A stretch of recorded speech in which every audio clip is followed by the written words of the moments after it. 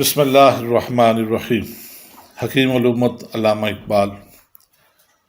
امت مسلمہ کی ذب و حالی پر گزشتہ صدی کے آغاز سے ایک عظیم پیغام دے رہے تھے،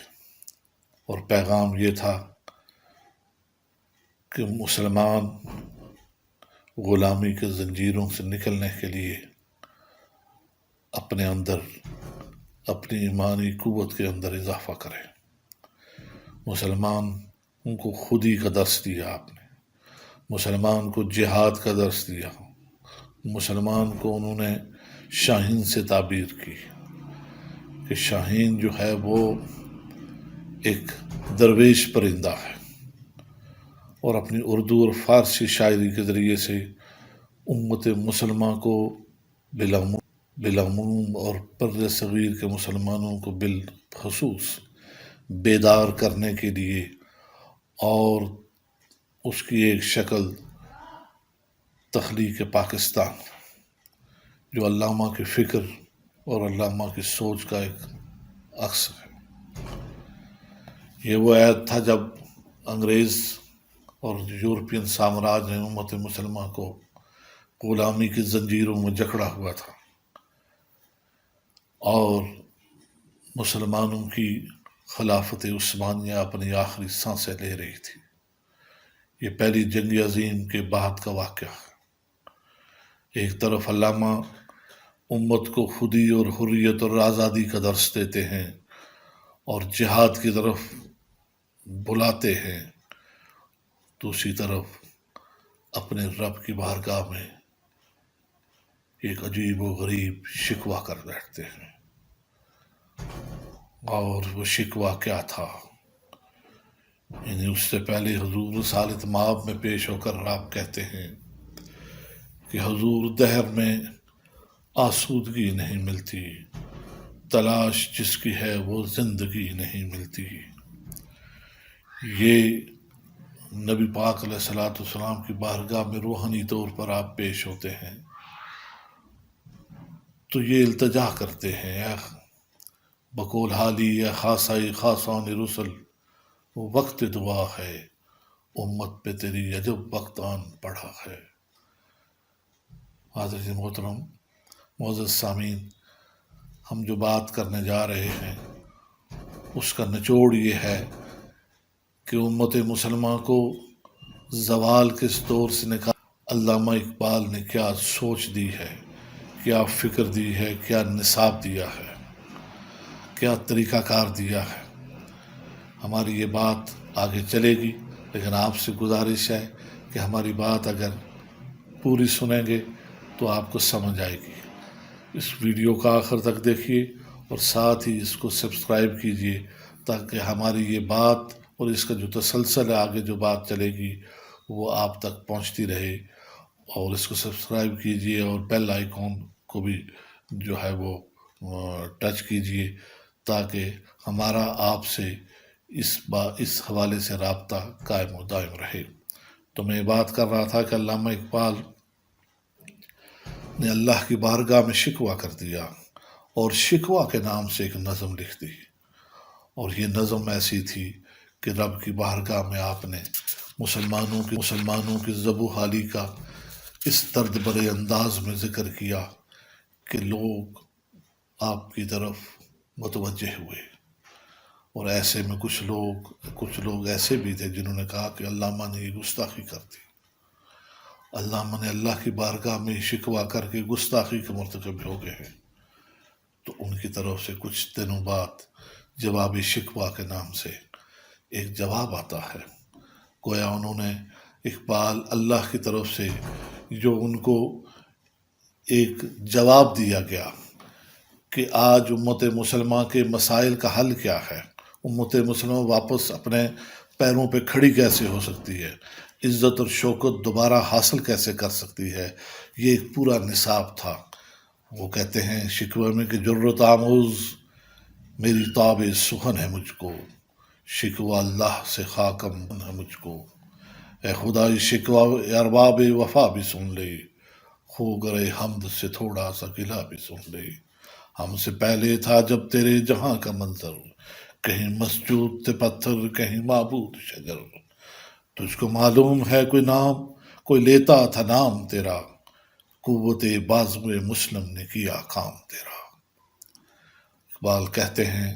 یہ چند اشعار ہیں جو علامہ شکوہ سے لیے گئے ہیں کہ صفائے دہر سے باطل کو مٹایا ہم نے، نو انسان کو غلامی سے چھڑایا ہم نے، تیرے کعبے کو جبینوں سے بسایا ہم نے، تیرے قرآن کو سینوں سے لگایا ہم نے، پھر بھی ہم سے یہ گلا کہ وفادار نہیں، ہم وفادار نہیں، تو بھی تو دلدار نہیں،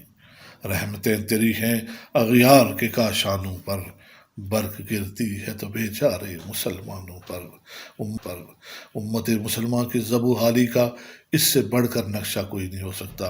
اور شکوے کی اس سے بڑھ کر یعنی بہتر الفاظ کوئی نہیں ہو سکتے کہ رحمتیں تیری ہیں اغیار کے کاشانوں پر، برق گرتی ہے تو بیچارے مسلمانوں پر۔ یہ چند اشعار ہیں اس شکوے کے نظم کے۔ اب علامہ ان اشعار کے جواب دیتے ہیں۔ جواب کیا ہے؟ گویا یہ اللہ کی طرف سے آپ کے شکوے کا جواب بھی ہے اور آپ کے مسائل کا حل بھی ہے، آپ کی غلامی سے نکلنے کا ایک لائے عمل بھی ہے اور ایک نصاب زندگی بھی ہے، فرد سے لے کر قوم کس طرح کامیاب ہو سکتے ہیں۔ یہ پورا نچوڑ ہے علامہ اقبال کی فکر اور سوچ کا اور آپ کی پوری حیات کا۔ آپ کہتے ہیں جواب شکوہ میں، کچھ جو سمجھا تو میرے شکوے کو رضوان سمجھا، مجھے جنت سے لا ہوا انسان سمجھا۔ حیرت سے فرشتے کہتے ہیں اس قدر شوق کہ اللہ سے بھی برہم ہے، تھا جو مسجود ملائک یہ بھی وہی آدم ہے، ناز ہے گفتار پہ انسانوں کو، بات کرنے کا سلیقہ نہیں نادانوں کو۔ جواب آتا ہم تو مائل بکرم ہیں کوئی سائل ہی نہیں، ہم تو مائل بکرم ہیں کوئی سائل ہی نہیں، راہ دکھلائیں کسی رہرو منزل ہی نہیں، کوئی قابل ہو تو ہم شان کہی دیتے ہیں، ڈھونڈنے والوں کو دنیا بھی نہیں دیتے۔ کس قدر اب مسلمان کو بتایا جا رہا ہے کہ تمہاری اس کمزوری، اس نکات، اس پریشانی اور دکھ اور زوال کا سبب جو ہے وہ کیا ہے۔ تو چند چیزیں اس میں سے ہم شکوہ ایک پوری اور جواب شکوہ ایک بہت بڑی نظم ہے، اور میں سمجھتا ہوں کہ آپ میں سے ہر ایک کو یہ پڑھنی چاہیے اور ہر کچھ عرصے بعد دوبارہ پڑھنی چاہیے۔ آپ کہتے ہیں کس قدر تم پہ گراں صبح کی بیداری ہے، ہم سے کب پیار ہے، ہاں نیند تمہیں پیاری ہے، طبع آزاد پہ قید رمضاں بہاری ہے، رمضاں بہاری، تم ہی کہہ دو یہ ہے آئین وفاداری،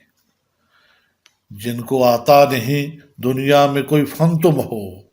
نہیں جس قوم کو پروائے نشیمن تم ہو۔ اب جواب آتا ہے اس شعر کا، صفحہ دہر سے باطل کو مٹایا کس نے، نو انسان کو غلامی سے چھڑایا کس نے، میرے کعبے کو جبینوں سے بسایا کس نے، میرے قرآن کو سینوں سے لگایا کس نے، تھے تو وہ آبا تمہارے ہی مگر تم کیا ہو، ہاتھ پہ ہاتھ درے منتظر فردا ہو۔ تمہارا حال یہ ہے کہ تمہارے آبا و اجداد تھے لیکن تم ہاتھ پہ ہاتھ دھرے بیٹھے ہو اور ایک روشن مستقبل کی امید رکھتے ہو، ایسا نہیں ہوتا۔ اب کہتے ہیں اب آخری حصے میں یعنی وہ جو نسخہ کیمیا ہے، امت کو دوبارہ اپنے پیروں پہ کھڑا ہونے کا ایک درس ہے اور ایک لائے عمل ہے اور اقبال کی زندگی کا نچوڑ ہے، وہ آپ کہتے ہیں ہر کوئی مست خیز یہ ذوق تن آسانی ہے، تم مسلمان ہو یہ انداز مسلمانی ہے،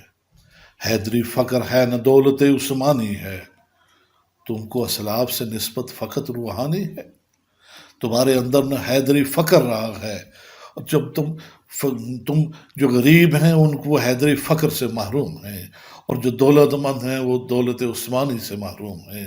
تم کو اسلام سے فقط روحانی تعلق ہے۔ وہ زمانے میں معزز تھے، وہ زمانے میں معزز تھے مسلمان ہو کر، اور تم ہوئے خوار تارک قرآن ہو کر۔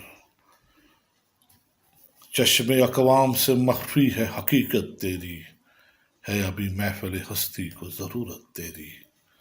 وقت فرصت ہے کہاں، کام ابھی باقی ہے،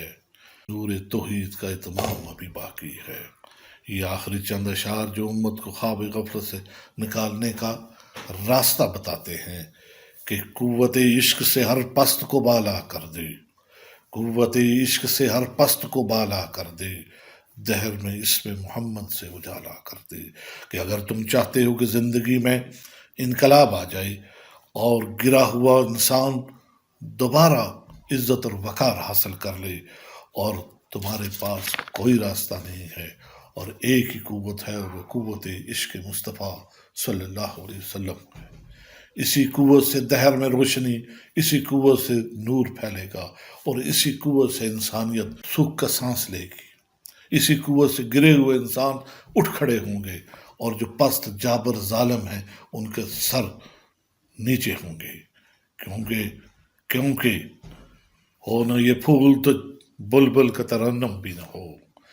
نہ یہ پھول تو بلبل کا ترنم بھی نہ ہو، چمن دہر میں کلیوں کا تبسم بھی نہ ہو۔ یہ نہ ہو ساقی ہو تو پھر میں بھی نہ ہو، ہم بھی نہ ہو، بزم توحید بھی دنیا میں نہ ہو، تم بھی نہ ہو۔ خیمہ افلاک کا استادہ اسی نام سے ہے، نبض ہستی تپش آمادہ اسی نام سے ہے۔ چشم اقوام یہ نظارہ ابد تک دیکھی، رفت شان رفنا لکا ذکرک دیکھی۔ شرط یہی ہے اور یہی آخری اور ابدی شرط ہے کہ کی محمد سے وفا تو نے تو ہم تیرے ہیں، یہ جہاں چیز ہے کیا لوح و قلم تیرے ہیں۔ یہ وہ آخری شعر ہے جواب شکوہ کا، جو یہ کہتا ہے کہ ہمیں عشق مصطفیٰ کی قوت سے لیس ہو کر اپنے آقا سے رشتہ وفا کو زندہ کرنا ہوگا۔ اگر ہم وفا کرنے میں کامیاب ہو گئے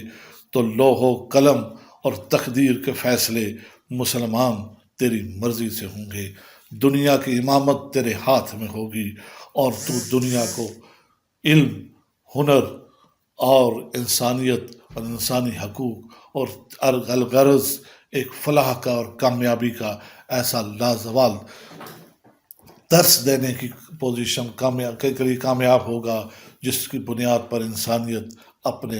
اصل مقصد حیات کو پا جائے گی۔ السلام علیکم ورحمۃ اللہ۔